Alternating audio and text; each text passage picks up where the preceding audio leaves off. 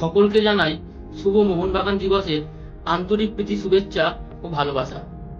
সকলের আজকের দিনটি খুব ভালো কাটুক। রাত পোহালেই মোহনবাগান দিবস, অর্থাৎ গর্বের সেই 29শে জুলাই।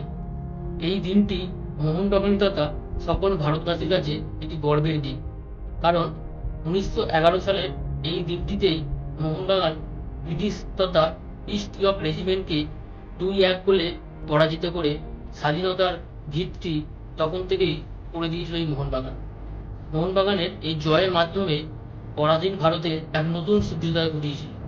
সেই দিন মোহনবাগানের এই জয় এক নতুন ইতিহাসের সৃষ্টি করেছিল। চোখে চোখ রেখে লড়েছিল সেই দিন মোহনবাগান।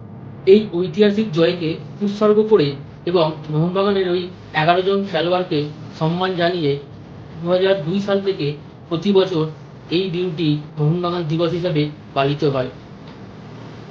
যে 11 জন যোদ্ধা সেই দিন মোহনবাগানের হয়ে খেলেছিলেন তারা হলেন অধিনায়ক শিবদাস ভাদুড়ী, গোলকিপারে হীরালাল মুখার্জি, রাইট ব্যাকে ভূতি শুকুল, লেফট ব্যাকে সুজিত চ্যাটার্জি, রাইট হাফে মোহনমোহন মুখার্জি, সেন্ট্রাল হাফে রাজেন সেনগুপ্ত, লেফট হাফে নীলমাধব ভট্টাচার্য, জিতেন্দ্রনাথ রায় রাইট আউটে আর হাবুল সরকার রাইট ইনে, লেফট ইনে বিজয় দাস ভাদুড়ী এবং সেন্ট্রাল ফরওয়ার্ডে অভিলাষ ঘোষ।